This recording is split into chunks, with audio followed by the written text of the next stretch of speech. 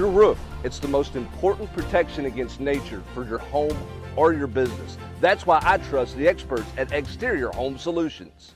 Exterior Home Solutions 2-minute drill on this Monday. It's Alabama we cover, third Saturday in October, a game that means so much to so many.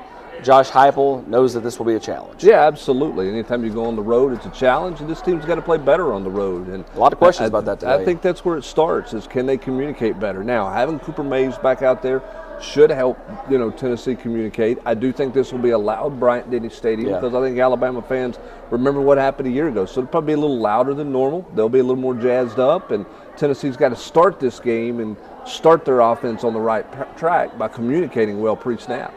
Defensive line getting a lot of praise, continuing to get a lot of praise. James Pierce, defensive lineman of the week in the league. But Bryson Eason been playing really good ball as well. Now, we'll hear from him tomorrow. At least that's the schedule.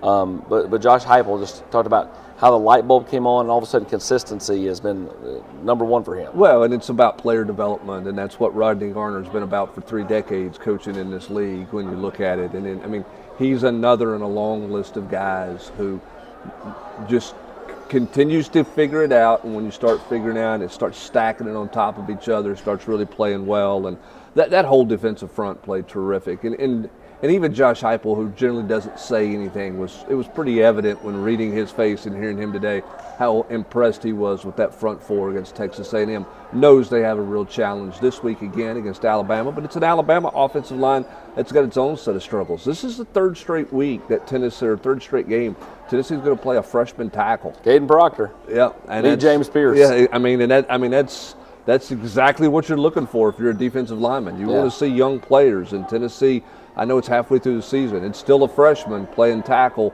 with James Pierce playing the way he's playing right now. I think Tennessee probably thinks that that's an opportunity to be a good matchup for them.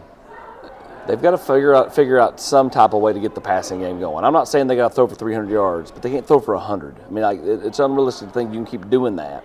How do they do it? Obviously, Josh Heupel's, pulling his hair out, trying to figure out what he can do to kind of get the mojo going for Joe, for the receivers, because as he admitted, it's Joe sometimes, but not Joe all the time. Yeah, he said today, there was some fundamental things that Joe got away from in the game on Saturday that he's got to improve upon. And then, obviously, Ramel Keaton's got to get going. This is a disappointing year for him to this point. Dropped another open touchdown.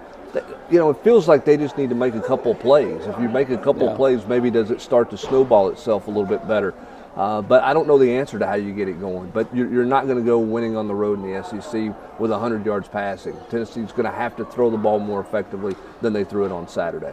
He is Brent Hubbs. I'm Austin Price for the Exterior Home Solutions 2-minute drill.